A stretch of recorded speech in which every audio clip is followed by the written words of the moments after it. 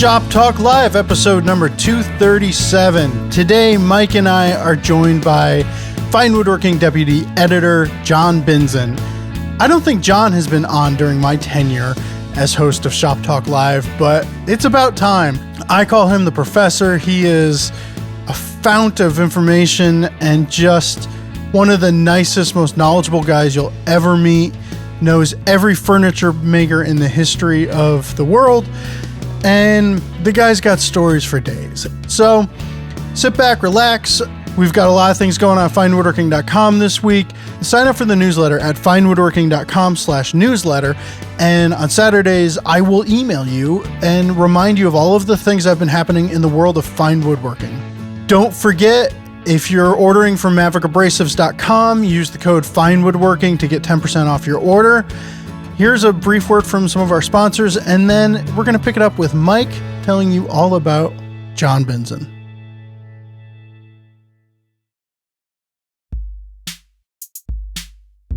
What's one of the biggest problems you face when building a project from plans? I mean, besides your wood bowing on you, or not clamping down your fence for a cut, or just gluing up things in the wrong spot. It's having someone to ask questions to. Hey, what's the best way to set up this cut? What kind of fit should I have? Is this an easy way to assemble these parts? Or how do I get out of this spot? Our Build Along session is an opportunity for you to work alongside me, Gary Rogowski, Master Woodworker. Class starts Saturday, April 17th at 11 a.m. Pacific Time on Zoom. We'll work for 8 straight Saturdays, alternating 2-hour lecture demo classes with 1-hour Q&A sessions as we build this great little floating top coffee table. Learn about lumber choices, milling your wood, mortising techniques, fitting joints, attaching tabletops. Finishing, there's a ton to talk about, and lots of ways to design this piece to suit your own needs. I hope you'll join me then. Please click on the link in the show notes for more information. Thank you. Oh man, where do you start? So Jon Binzen is probably the leading authority on contemporary woodworking and woodworkers, a man of consummate taste when it comes to assessing furniture and design, and one of the most gifted writers when it comes to woodworking. If you ever just want to peruse every single back cover, probably what, Jon, for the last 20 years or so has been at your hand? 15 maybe. I forget exactly when. Yeah. Anatole was editor. Okay. Yeah, it's basically, when you woodwork and you're making something, you always have different voices in your head. Sometimes they're evil, sometimes they're nice. It's like the Jon Binzen voice is always in my head. Like, what would Jon say about this? Always evil. No. Thank you very much, Mike. Jon, just briefly, you are a person who you'll be just talking about something and you'll say, oh, I was in Costa Rica working piecemeal at a wood shop or something during that time. Or what is your woodworking background? My checkered past? Yes. Okay. So, studied English in college, American and English literature, with the idea that I'd be writing, probably fiction, soon after graduating, but I needed an income. So cleverly figured out that I had always been interested in just making stuff, hacking around at home. Nothing, I had a workbench, but mostly it was for lead soldiers. But I liked carpentry and architecture. I'd studied art and architecture in college, and they kind of threatened to become more important to me while I was there than my studies of English. So when I got out, I thought, okay, what could I do that has to do with architecture? And what it came down to was working for restoration carpentry place or two. And then on one job, we were renovating houses, restoring some older places, and this is in Philadelphia where I grew up. And on one job, we made a cabinet, just a real, knocked together. I I can't even remember what it was, but a plywood piece that was built on site. And the guy that I was working with, this is maybe 81, the guy I was working with had just gotten a subscription to Fine Home Building. And so he's kind of checking through that as and talking about it as he's building the cabinet. Anyway, I instantly thought, that is interesting to me. That's more interesting than the, demolition and reconstruction of carpentry. So in the next 5 years, I worked at various shops in Philadelphia. One, real range from contract furniture, all made out of Baltic birch, by people there were like 10 people in the shop. And I think there was one hand tool. There was an old hand plane. No one knew how to use it. So it was all that. And that was kind of my start in learning power tools, including how to shoot staples, which they could do at each other from staple guns. And then after that was a year, I guess. And it was a decent foundation in, using routers, table saw, et cetera. But the next place I worked was much more of an eye-opener. And it was a guy named Josh Markell in Philadelphia who was, he made custom furniture, kind of design build custom furniture. And I did that for 2 years with him. And he was a totally self-taught woodworker, as were the other two people who worked there. And it was all out of fine woodworking. And while we were there, I instantly got a subscription when I started working there. And it was that classic situation that I've heard from a lot of people since about, you're waiting for your issue to arrive. Has yours come yet? Has yours come yet? And what's in it? And so that was, after that, I worked at a couple more shops that were different than those, but that really set the hook. And later I worked at a school for refugees in Philadelphia for 3 years, where I taught woodworking. And there was a couple other teachers who taught English as a second language, and so we were kind of integrating the curriculum from the wood shop and preparing people to go to work in the U.S. for the first time and learn English. And then after that kind of led me to Malaysia, where I spent 2.5 years and built some furniture for other expats and did some writing and also worked in a Malay shop for about 9 months or so. Amazing place, wonderful people. And but it was my first taste there of the kind of anti-American sentiment I hadn't felt before. And it was right when George Bush Sr. Went into Iraq for the first time, that Desert Storm or whatever it was called. And the guy who ran that Malay shop, the kind of patriarch, came out to me the morning after the first bombs fell. He comes out wearing a gas mask and comes up to me. It was just kind of a goof on me saying, you're the American, I better get my gas mask. Oh, okay, yeah. Anyway, and soon after that, I wound up back in the U.S. and within a year I was at Fine Woodworking, so early 90s. So you started writing before you came to the magazine, right?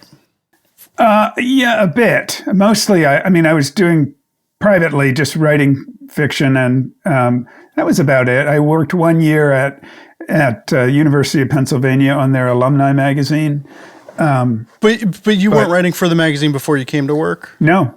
What was your first article? Do you remember? First thing I did submit one article, yes. While I was in Malaysia, I did an article on cane furniture, for which I just went absolutely wild, like researching cane, going into the forest, all this botanical research. It was like a 45-page treatise, and then documented this guy making a very simple, beautiful, what they called a pakung chair, really beautiful cane armchair. And I submitted that, and it was accepted, but it never ran. And when I arrived, I found it kind of deep under a pile of things in someone's bottom drawer. And we never ran it. But the first article I did, one of the first that I did, was about Chuck Miller, who was an editor at Fine Home Building and an absolutely wonderful person, and basically my mentor at Taunton in anything to do with photography and with editing. He was just a wonderful person, and he also made furniture, and all of it was made in with fur, and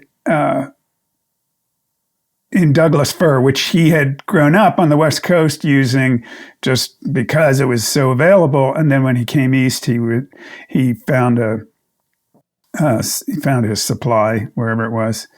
And so I wrote a kind of a gallery piece about his furniture. Okay. I'll have to dig these up. Yeah. He did like the car painted fish sort of thing. Yes. Yes. Yeah. Fishy work in Douglas fir, I think. Something like that was the title. Bad. I don't think he loved the title, but what can you do? I'm looking this up right now. I'm going to Magazine Index. Fishy work in Douglas fir. There it is. Issue 102. Yeah. Author Jonathan Binzen. Wow. Okay.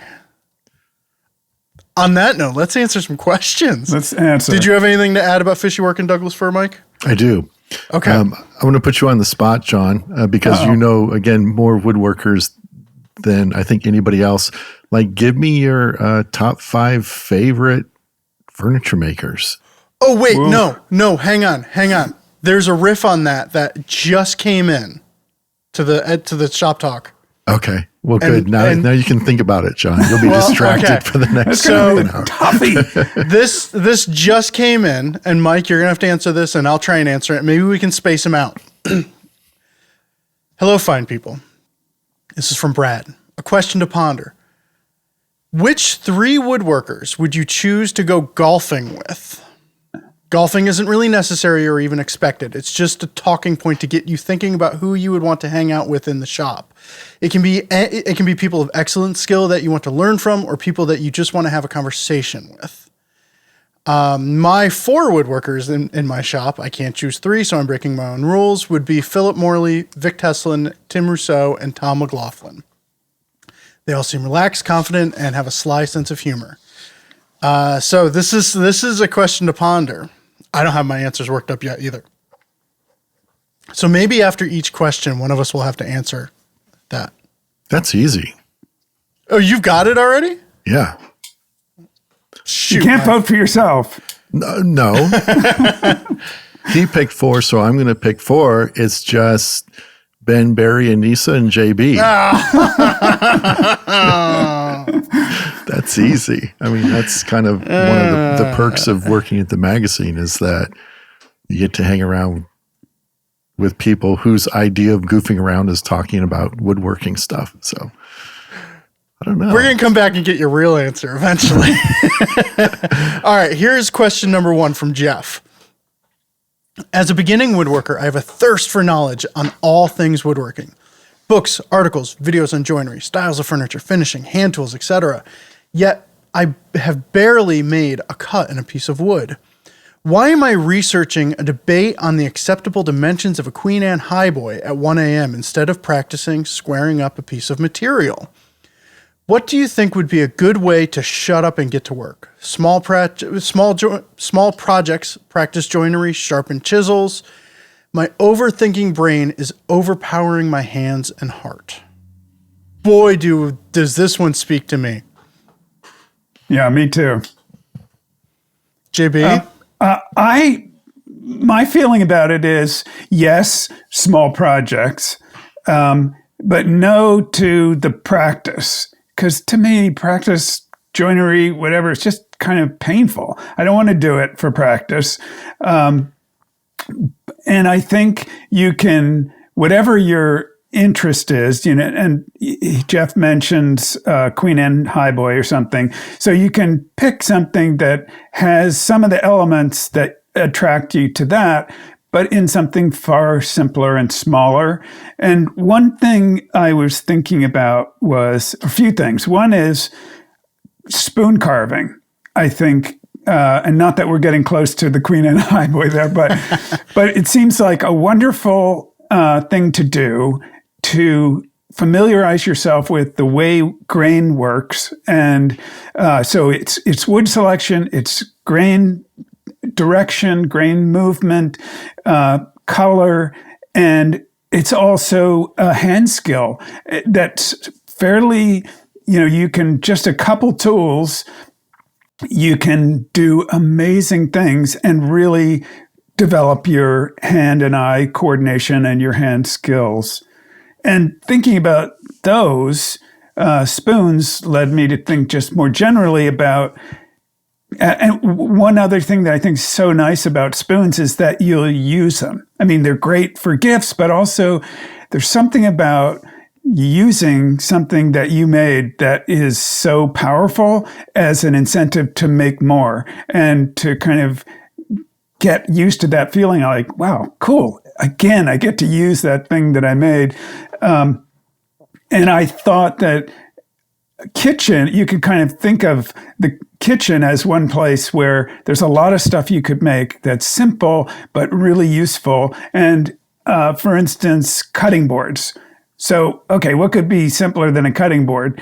But there are a lot of variations. And just even if you just made an absolute, rectangular plank cutting board, you're getting into wood selection.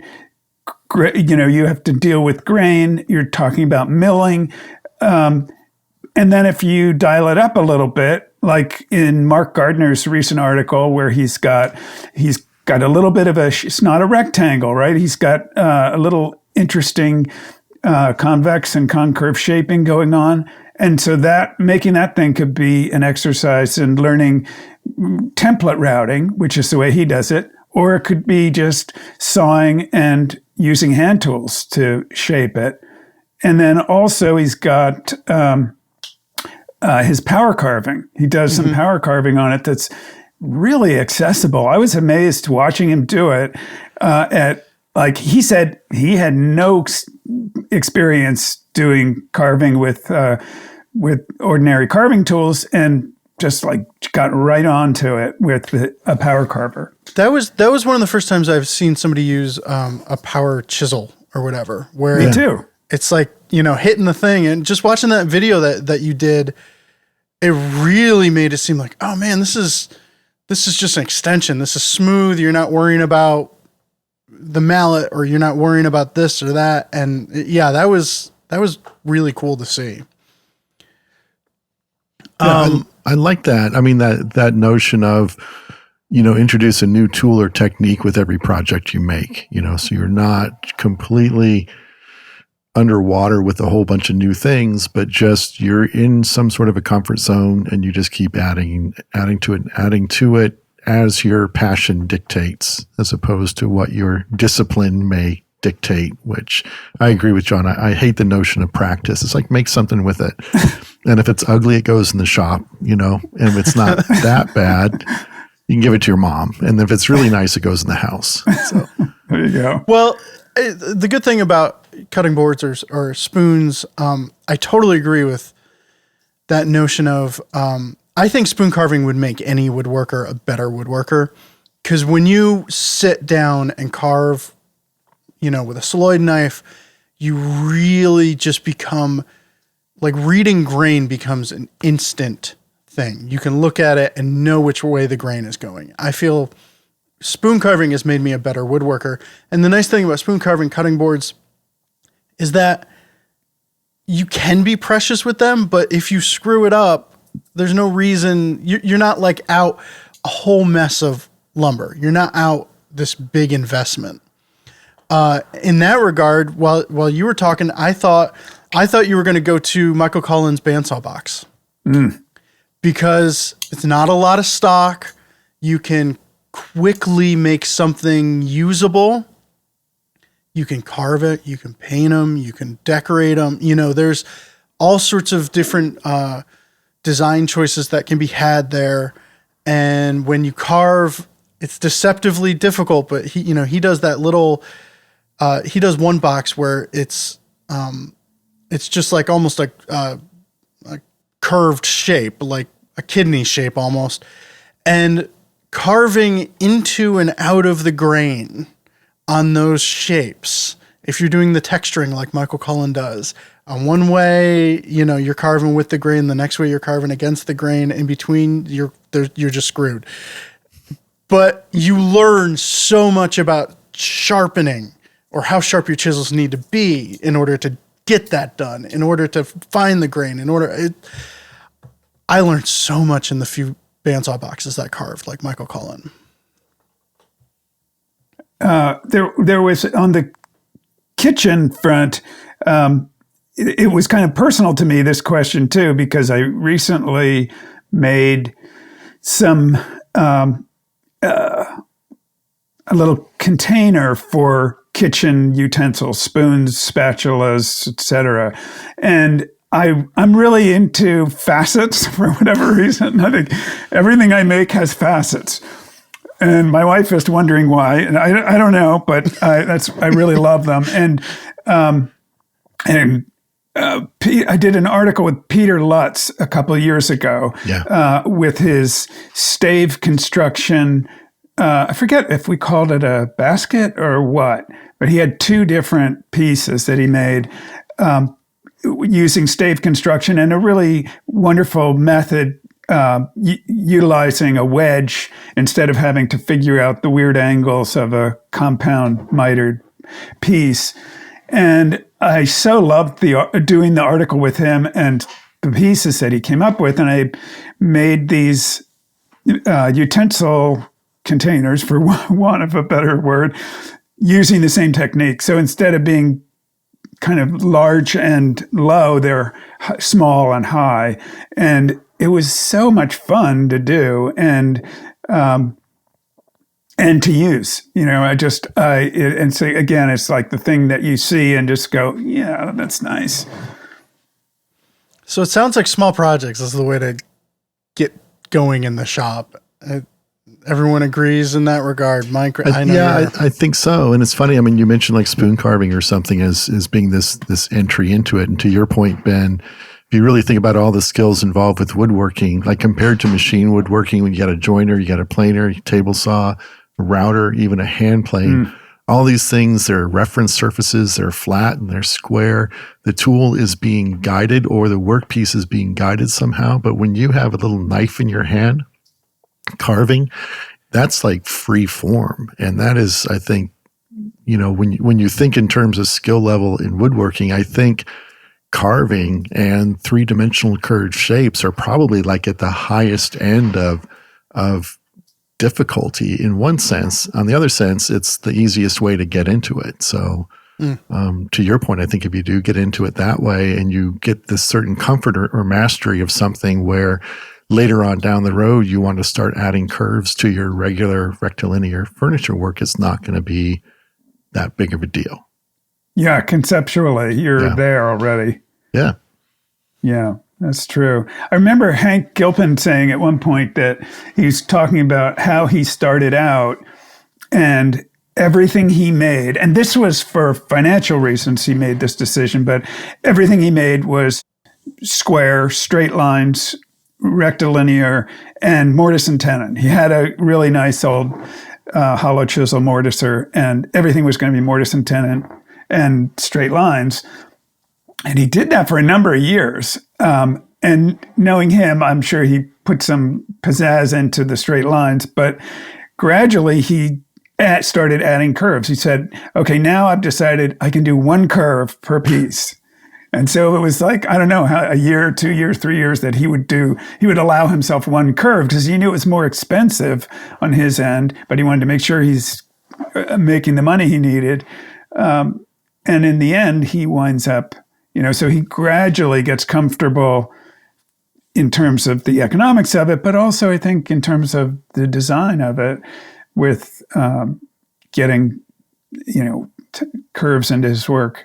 And I agree. I mean, it seems like with the spoon carving, it's a real design process as much as a hand tool and grain and wood lesson. It's like every time you make one, you're doing a design. And so maybe that gives you more confidence going forward, so that when you're making something, the big piece, big case piece, you're it's not such a leap.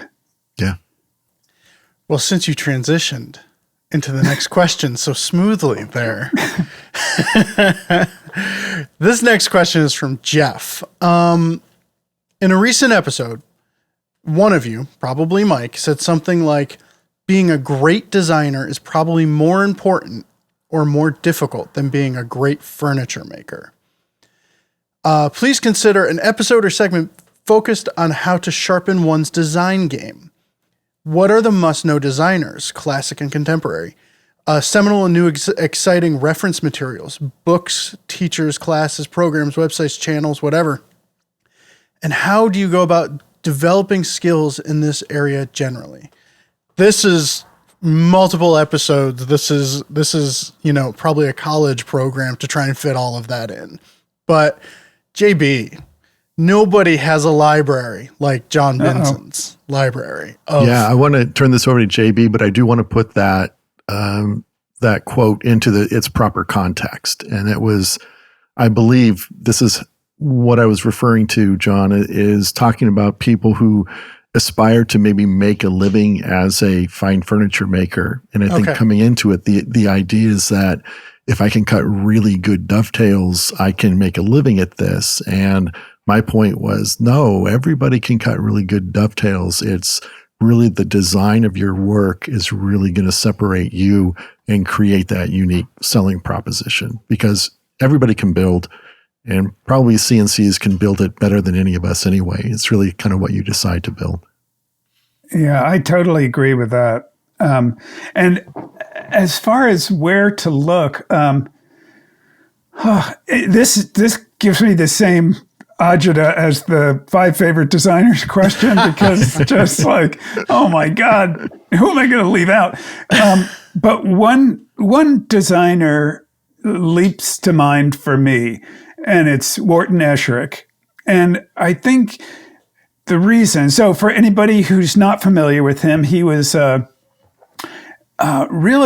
one of the first people, Americans, 20th century, to be a designer and builder both, and to make stuff that was more sculptural and but still utilitarian. And I think the real heart of it for me, and I actually grew up close to where he worked. He had died by the time I made my way over there, but he lived from I want to say right around 1900 to 1970, something roughly in there, maybe 1890s.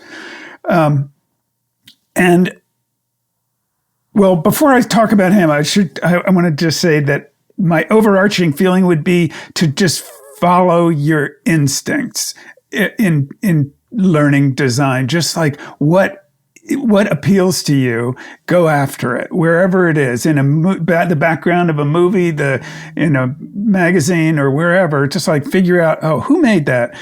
I don't think, and so that's one thing. But with Esherick, it's this combination of the beautiful in service of utility. Like everything he made, you could use, and you'd be delighted to use it. And his house is like a pilgrimage site. It's just outside Philadelphia, and it's an unbelievable place for any woodworker, furniture maker to go. Because it was his studio as well as the place where he lived, and it's just filled with such wonderful touches everywhere. The kitchen floor, breakfast room floor is made from scraps, purely from scraps. All these little, that he bandsawed into little curving pieces and then fitted them together. in the kitchen, there's open rafters and all his bowls and cutting boards that he made are hanging up there. So you just lift them up. There's a cutting board that fits right in the sink. When you enter, there are these little pegs. Every peg is carved to look like somebody who worked on the building of the house. So the whole thing, to me, is just an expression of the joy of woodworking and of the visual. And they're really combined in his work. There's one thing, there are these stools that he made that are iconic, just three-legged stools, where the only thing that changed really from stool to stool, the undercarriage was the same and very simple. The only thing that changed was the seat, which is kind of a freeform piece that he would shape depending on whatever the scrap was that he had around. And I think making one of those could get you in touch with his aesthetic and also just where he's coming from in terms of utility. So that would be a starting point for me, that someone who I revere as a designer, and I think a large part of that is because it works. It's not just that it's beautiful, it's that it's so wants you to use it. It makes you feel good just to look at some of these things, because it's like, oh yeah, that drawer works beautifully. That in every way, his work is thinking about the user. And so, and when you are designing things, not that I'm the expert, but I think thinking largely about the use of the thing is a good way to begin and end. I mean, just to really think about use and let the shape of it follow a little bit. I know, Mike, you like digging up auction catalogs from like flea markets and stuff. What are some, because I mean, design books and it can get pretty pricey pretty quick. Is there any like underground resources that either of you can think of for other than the internet? I guess these days with the internet, are design books is that as important? In a way, yeah, because I think design books can do a good job of curating information and placing it within context. Okay. And I think for instance, for Arts and Crafts Furniture, the book that John wrote with Kevin Rodell is a really good examination of arts and crafts beyond Stickley and Green, which really gives you, I think, a much broader and deeper understanding of what you can do within a style. And it goes from something that may seem kind of primitive and massive and rectilinear and constraining to something that can represent anything you want to do.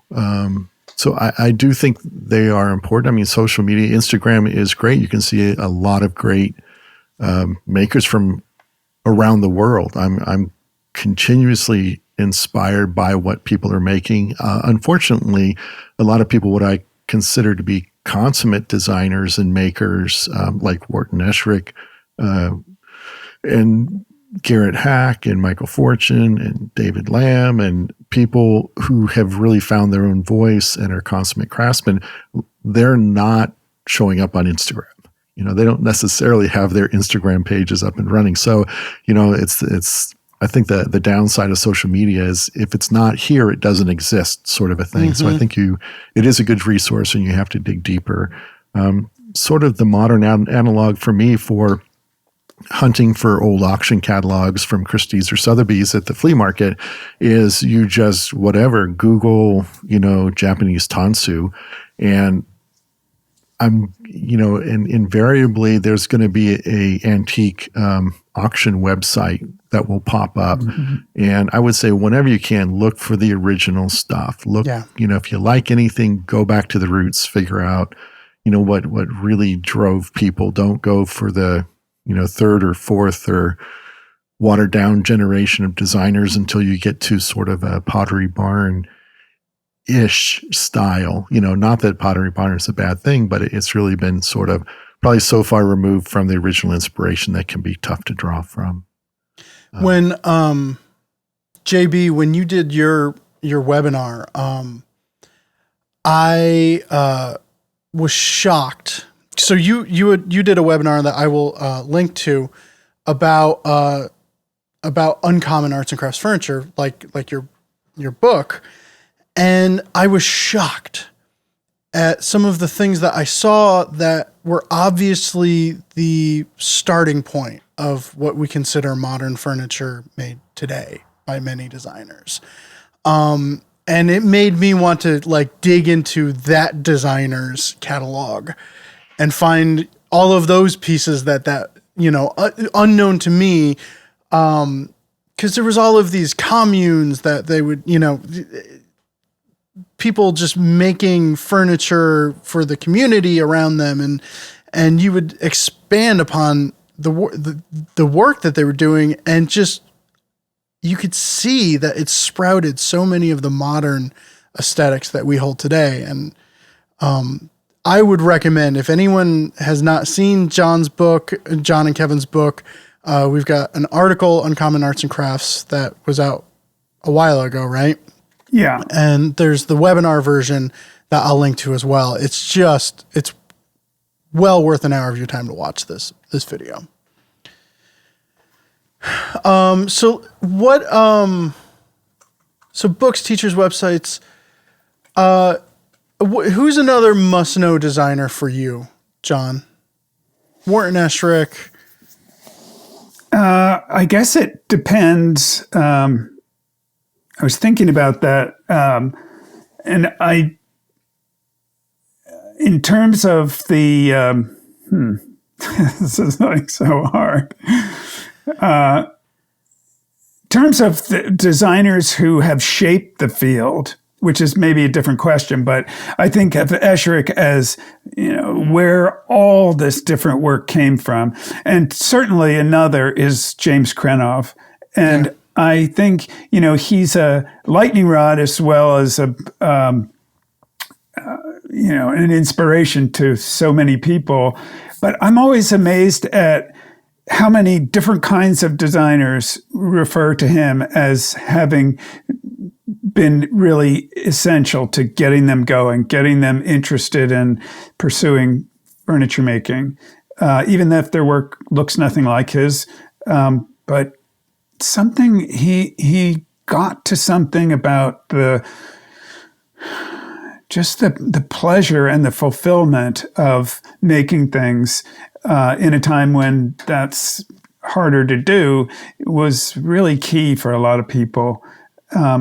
And he also just made beautiful things from the macro, the whole piece really is beautifully proportioned, but down to the absolutely micro, the little shelf pegs that are like 3/8 of an inch long, but they're carved on the underneath side. When you get down inside and look, it's like, oh my God.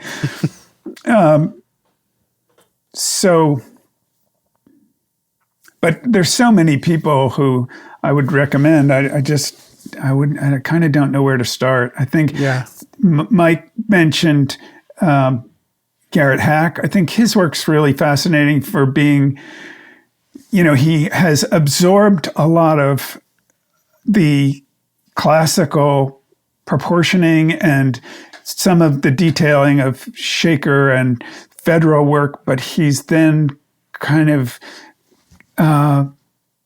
stretched it and made his own thing out of it. It's interestingly, some of his more recent pieces really are far more clearly, self-expressive, but for a long time they weren't. And it was, it's interesting how little he's tweaking the originals, and still coming out with something quite original and feeling, and quite beautiful. All right. Yeah, Jon, you said something when you talked about I like facets. I don't know why. I just like facets, but I think that really taps into, I think any, woodworker artist who's found their voice, they've kind of gotten to the point where they just listen to those weird little voices they have. And it's like, well, I don't care. I just got to make me some facets. I know, that's it. So I can hear my wife. Why? Yeah. So, this is faceted too. I'm like, yeah.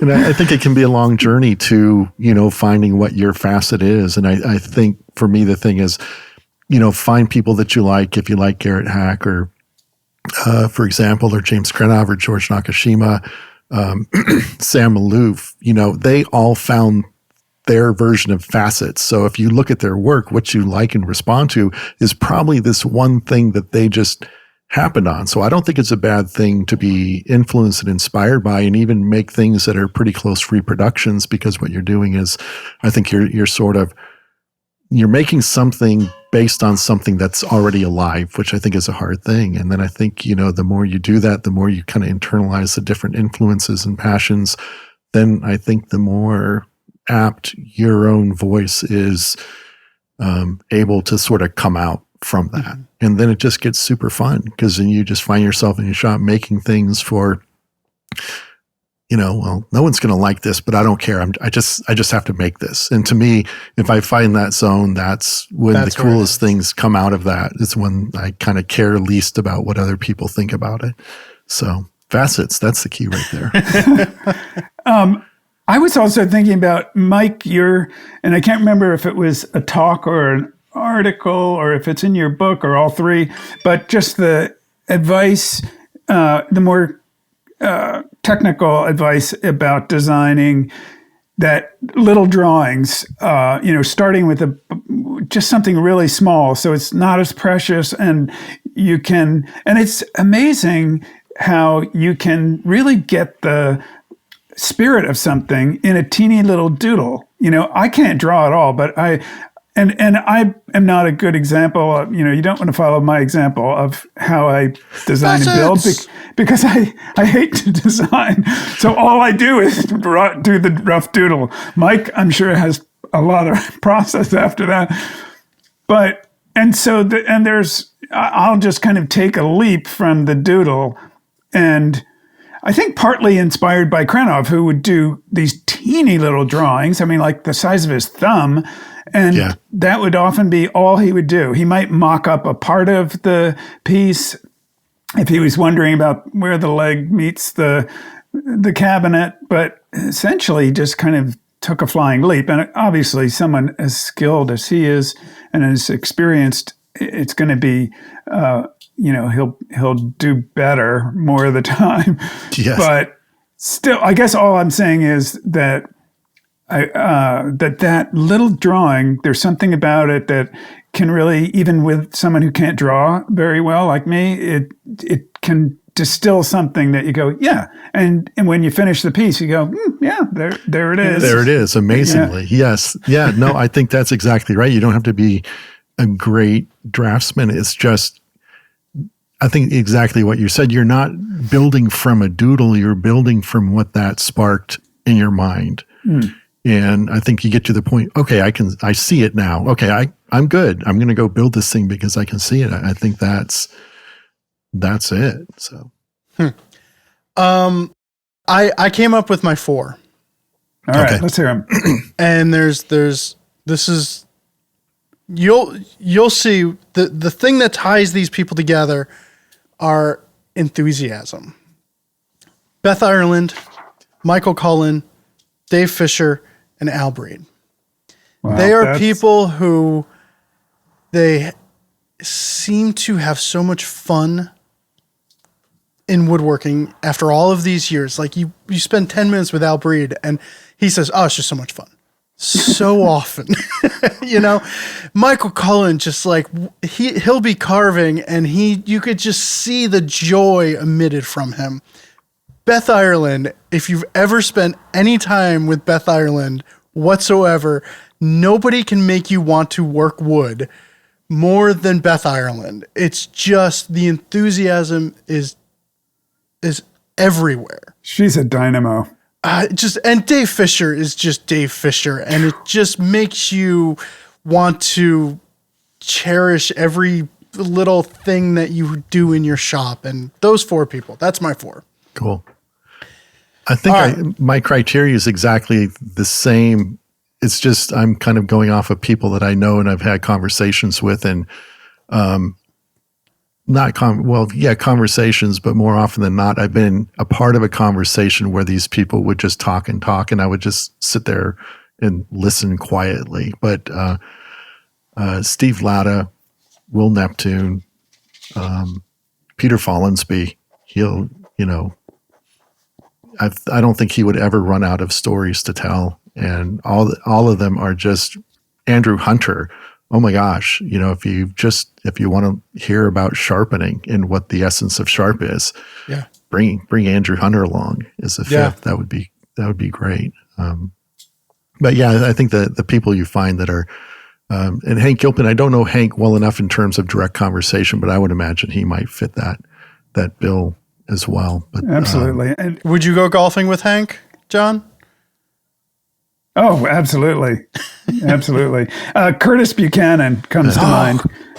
How did I leave him out? As one of the most wonderful raconteurs that I've ever met. I mean, the guy can just flat out, while building a chair, tell you story after story, and all of them, funny and incisive and just fascinating. And he's also just a hugely big-hearted, thoughtful person.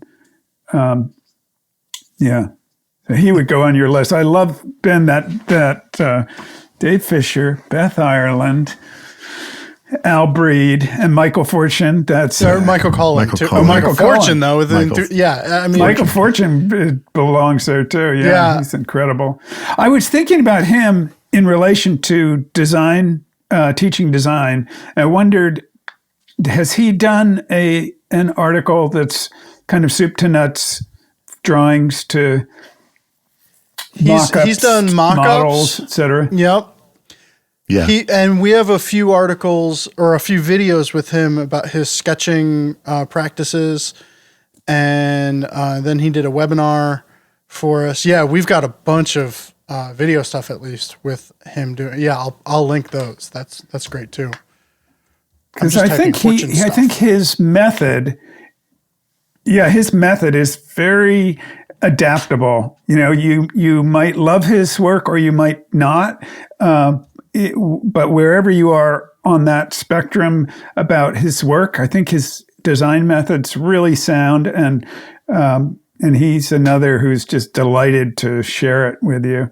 And I also wanted to just say in general about all the people you guys mentioned, how and why this is so painful to me to try and make the commitment is that one of the things that I've found right from the beginning in this field is how fascinating the people are. They're incredible, and how talented, and how, just they have so many skills in the shop and out, and so much, they're just wonderful people, I think. And I think about it a lot and wonder, why that is. Maybe it's in part because they've chosen a really difficult path and an unusual path. There's nobody out there supporting you if you're a furniture maker. You don't work at, Pekovic, Strano, Dima, and Capsalis. You're basically all on your own, and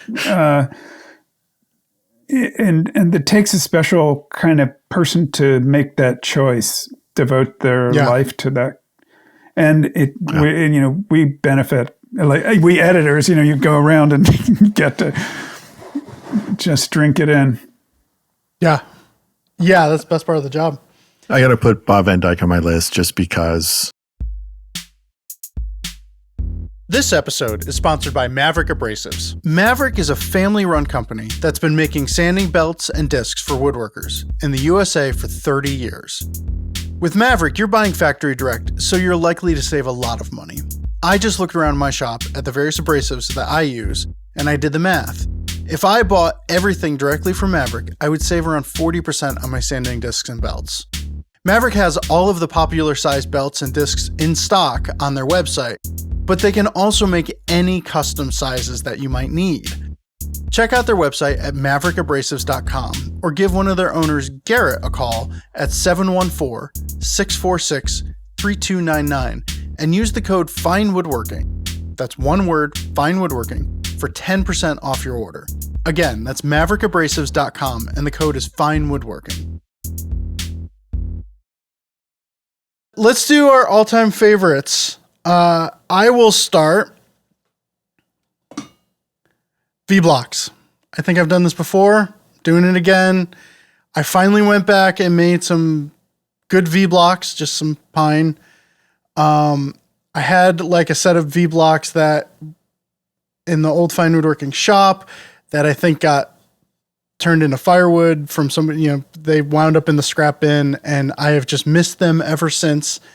And this week, my go-to project has been actually repairing a table of our copy editor, Liz Knapp's grandmother's, and V-blocks have been monumental in this. So I am, there's a piece, a chunk went missing from this center section of the table. So I need to be able to hold this piece perfectly still, and V-blocks for clamping round things, for clamping odd shaped items. Get yourself, make up a set of V-blocks and write keep on them, which I'm doing right now, because if I don't, I will throw them out or burn them. You'll use them all the time once you have them. If you don't have them, you'll wish you had them once you had them. That doesn't make sense. I like a good V-block. Yep. Yeah. What do you got, John? Good question. What do I have? Facets. What am I choosing? What am I choosing from? I'll go to facets. Yes. One thing that comes to mind is those wedges that I mentioned. That I've edited now a few articles that talk about using wedges, and so I started doing so, and they're amazingly powerful little guys. Yeah. And in the case of that Peter Lutz article I was mentioning, I had made compound mitered containers before, and it was all based on Tay Frid's book. And I can't even remember how you do it, but it was this kind of complicated calculation based on the number of sides of the box, and then the angle that you wanted the sides to either lean outward or inward. And you could figure it out, but so you needed to adjust your miter gauge, if that's what you're using, to one angle, and then the blade to another angle. And it was never intuitive, and I always had to do a little more math than I really was good at. Says the English major. And then, exactly. But then reading, especially the Peter Lutz thing, really drove it home for me that as long as you set the blade to the angle that creates a miter that would work if the sides of the thing were vertical. So if it's 10-sided thing and the sides are vertical, you just divide 360 by 10, and you need 36-degree angle on the blade, I think, something like that. But if you want the walls to lean out or lean in, that you start getting into deep water. But with this wedge, all you need to do is make a wedge that's exactly at the angle that you want the wall to lean, and suddenly, boom, that's all you need to know. You bevel to the angle that creates a normal one, and then put a wedge on your sled or whatever jig you're using, and it's kind of beautiful. And the wedge just handles your compound angle for you. It just exactly. Yeah, you don't have to think about it. Stuff. Yeah. It's really nice. Mike, what you got? New Crosscut Sled. It's one of those things where it's just like you put off. My sled is, the top has been, repaired with 1/4-inch sheets of MDF a billion times. And the runners, there's a little slop in the runner, which is good because it doesn't really cut square. But if you use the right English, you know how to get that thing to cut square.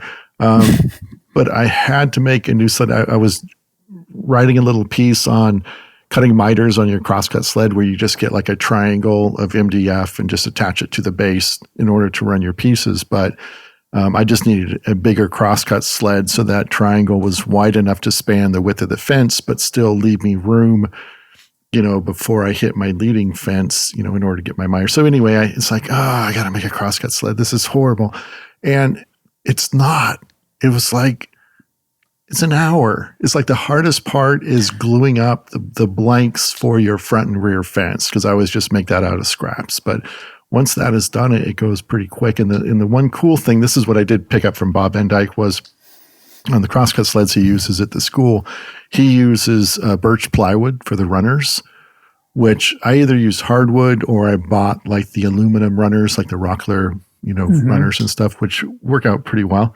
I didn't have any and I didn't want to buy any, but Bob used birch ply because it's super stable.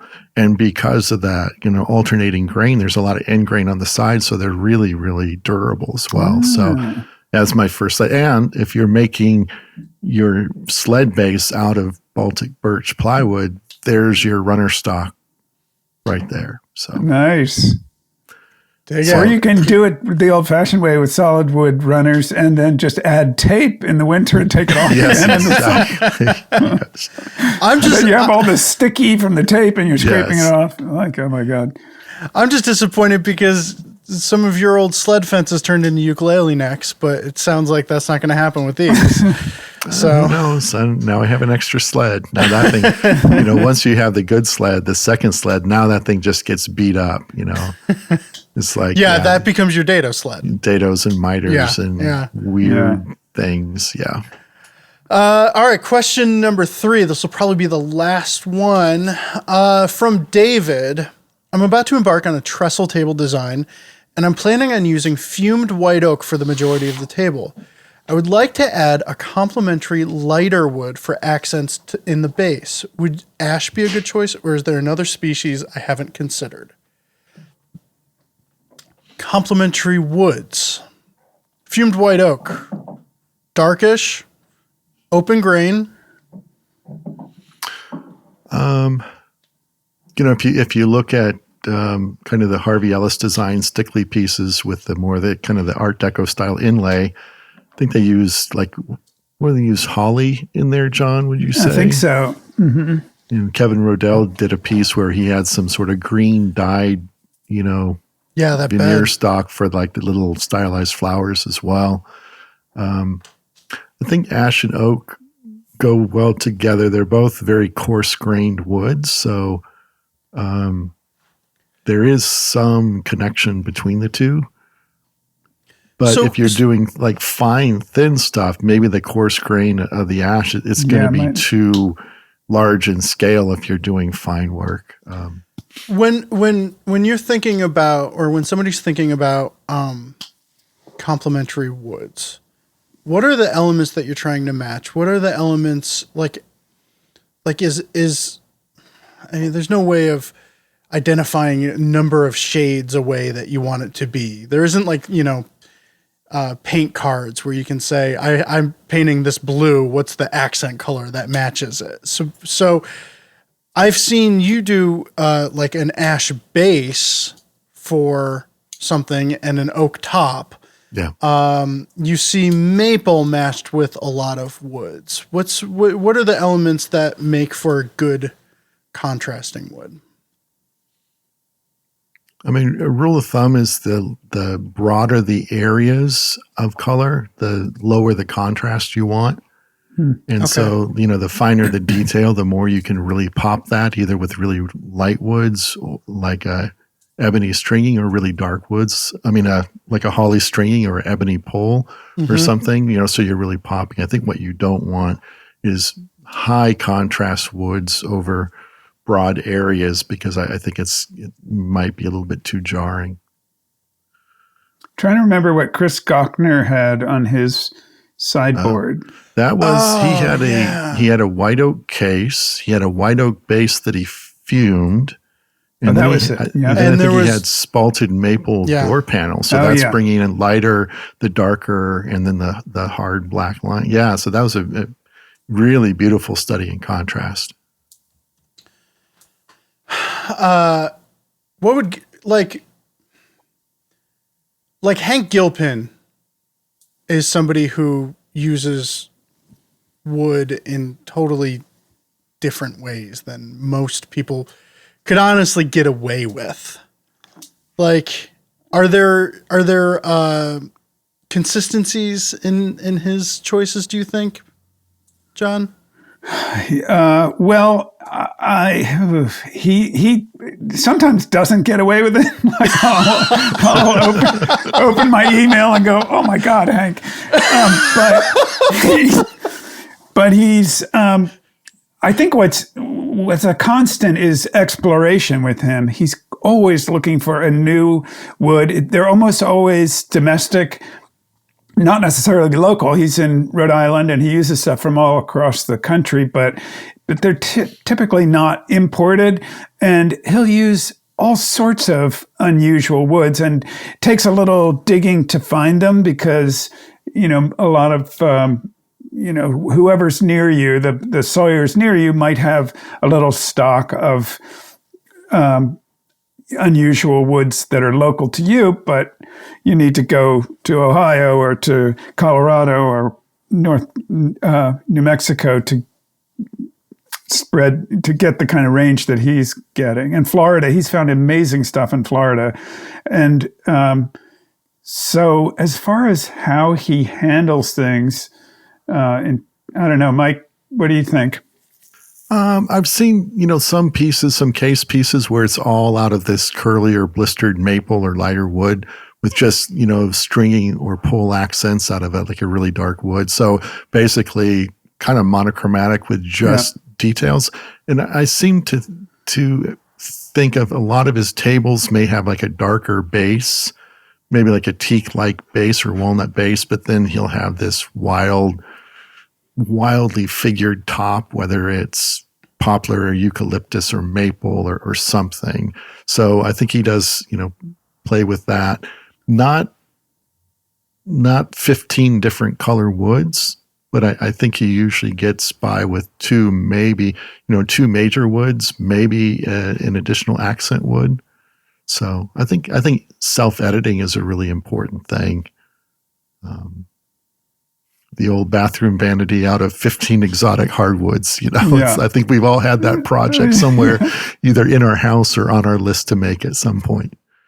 David Lamb's table was butternut and in the last issue. Was it butternut and walnut? Yeah. Okay, all right. So I wasn't sure if it was oak and butternut. Yeah. Butternut seems to be a wood that almost every time I see it come up, it complements well. It's not an overpowering wood. I've seen it paired with oak. I've seen it paired with walnut, obviously. Mm-hmm. So it's not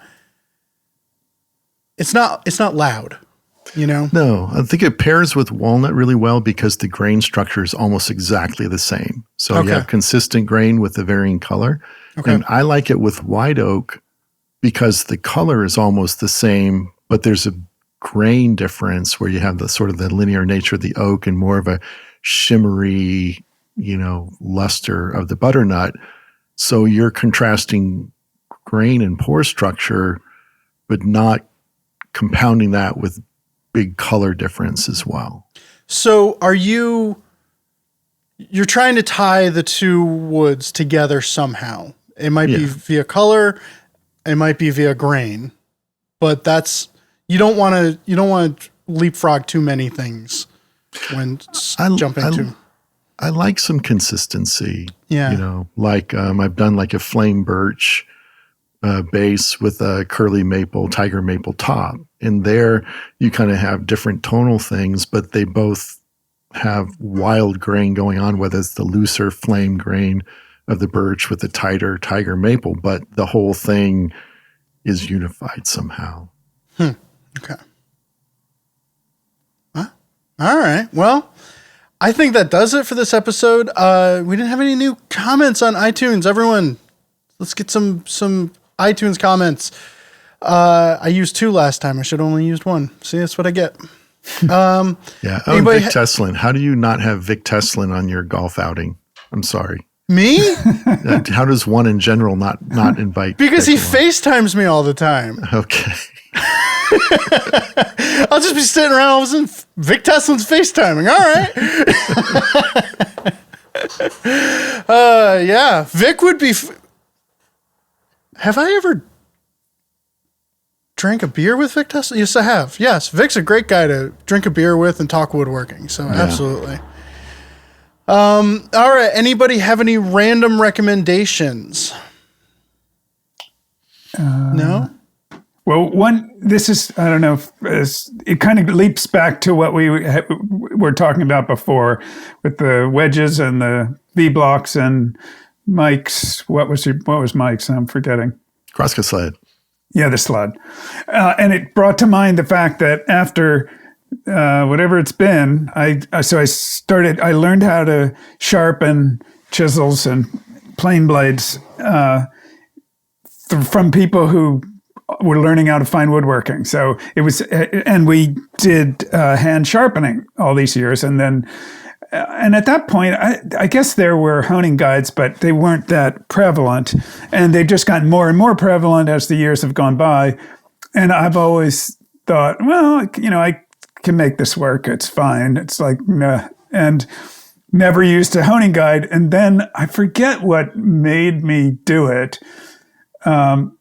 Did we have an article that talked about Chris Cochran did some honing guides recently. Yeah. Yep. And I just thought, and one of them was really cheap. It's like $12 or something. And Gochner's review said basically, this one, the students go for this, even though the much more expensive one's got more adjustability, et cetera. And I thought, I'll just try it. So 35 years later, whatever, I tried a honing guide for the first time. And then I was like, wow, that was amazing.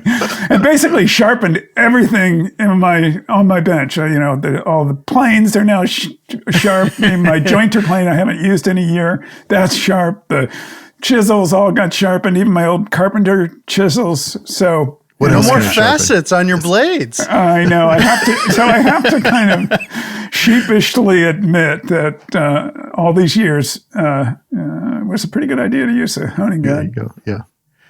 I want to recommend if you're labeling anything in your shop, write the thing and draw a picture because it's fun. I went through and I drew pictures on all of my little storage boxes the other day. I was in a really bad mood. And I got a new white marker to label things with. And I think it started with my hinges box. And I wrote hinges and I drew a hinge on it. And I was like, huh. And I just kept going. Throughout the course of the day, I just kept drawing little pictures on my boxes. And it brings so much joy to me. It really does. I look over there and it's like, wow, that's fun. Very cool. Do it. I like it. Anything, Mike? No, that's it. No random chess channels. All right. That's all for this episode of Shop Talk Live. If you have any questions you'd like us to answer on the show, send them into shoptalk@taunton.com. If you're watching on YouTube, please click that thumbs up button. We'll be back in 2 weeks with another episode. Thank you for listening. If you love this podcast, you'll love Fine Woodworking Unlimited. Access more than 40 years of articles, how-to videos, and project plans designed to take your craft to the next level. Check it out.